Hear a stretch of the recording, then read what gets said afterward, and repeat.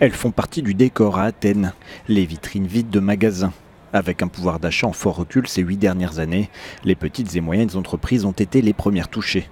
Entre 2009 et 2017, 240 000 ont mis la clé sous la porte, mettant plus de 900 000 personnes au chômage.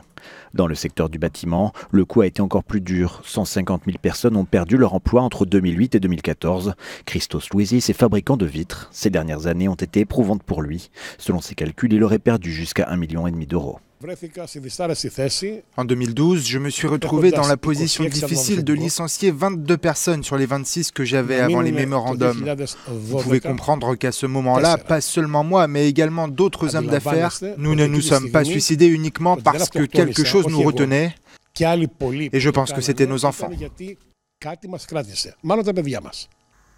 Malgré les difficultés, il a tenté d'innover, mais avec un marché national en crise, il aurait fallu exporter.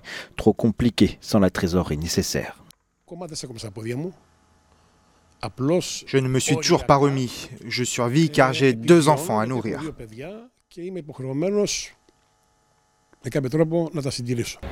Malgré tout, durant la crise, quelques entrepreneurs ont réussi à percer. C'est le cas de Nikos Kouris. Avec son magasin ouvert en 2016 dans le centre d'Athènes, il combine gastronomie et exportation de produits grecs. Il a réussi à s'agrandir aux États-Unis. Il prévoit même d'y ouvrir 2 autres magasins d'ici 2019. Nous traversons toutes les difficultés qui existent dans un cadre très strict de contribution fiscale. Mais d'un autre côté, nous avons bénéficié des avantages de la crise, comme la baisse du coût du travail.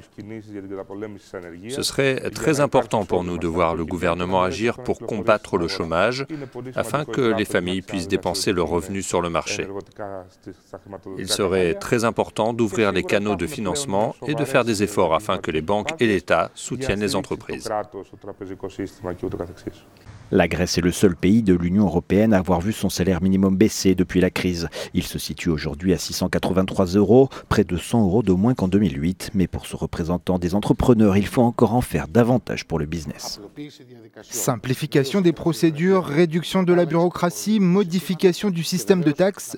Bien entendu, nous devons aller plus vite avec le programme de privatisation pour donner un signal positif aux investisseurs et les encourager à venir en Grèce. Si la prudence, le consensus et la coopération ne l'emportent pas, je crains que le pays ne fasse un pas en avant et 3 pas en arrière.